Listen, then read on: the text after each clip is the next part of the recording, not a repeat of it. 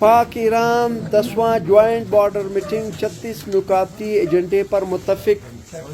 इस 36 नुकाती मुआहदे पर दोनों ममालिक की तरफ से दस्तखत किए गए। पाक ईरान ज्वाइंट बॉर्डर मीटिंग 2 रोज़ मुसलसल जारी रहा। 36 नुकाती मुआहदे पर दस्तखत के बाद दस्तावेज़ात एक दूसरे के हवाले किए गए। दस्तावेज़ात का तबादला किया गया। पाक ईरान ज्वाइंट बॉर्डर मीटिंग के अख्तिताम पर 26 रुकनी ईरानी वफद को चैम्बर ऑफ कॉमर्स की जानिब से तहफ़ पेश किए गए।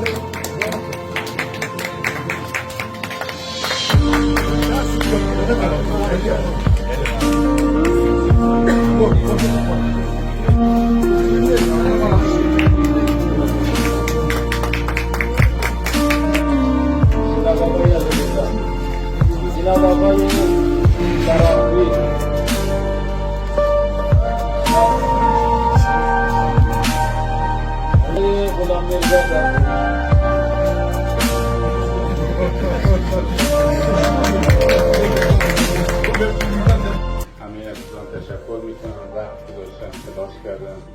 همطور من گزارش دارم واقعا یک جبه صمیمی و خیلی خوب و تفاهمات خوبی به عمل اون انشاءالله بتونیم بر اساس اون بندهایی که اعلام شده ما اینا رو دنبال بکنیم و تنوعی داریم اینه که از طریق دبیرخانه کمیته مشترک مردم تفاهماتی که صورت گرفته انشاءالله اینو دنبال بکنیم. اگر چالشی هست مثلا مشکلاتی پیش میاد نذاریم برای کمیته مثلا 11 در بین همون مدت یک سالی که انشاءالله اینو دنبال بکنیم مثلا مشکلات حل بکنیم. حتی نیاز باشه سفر داشته باشن با تو استان ما پذیرا هستیم اونجا جلسه میذاریم، حتی جلسات مرزی میذاریم که انشاءالله این موارد جدی که پیش میاد انشاءالله اینو هم حل کنیم.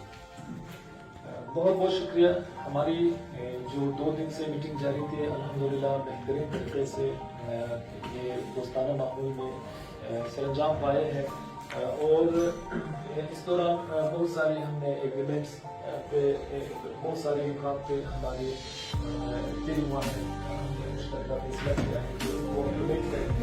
तो हमारी मस्ताकी टीम ने जो जिन पर हमने फैसला किया है कि हम इसको इम्प्लीमेंट कर देंगे तो इंशाल्लाह इसके लिए कोशिश कर ले और हम अपनी साइड से ईरान में जाके मुख्तलिफ लेवल्स के ऊपर हम कमीशन मीटिंग्स का इनकाद क्या करेंगे, इवन बॉर्डर के ऊपर भी हम मीटिंग्स का इनकाद क्या करेंगे, विजिट क्या करेंगे खवातून के साथ और जो भी एग्रीड हुए हैं यहाँ पे उसको हल करने और इम्प्लीमेंट करने की भरपूर कोशिश करेंगे।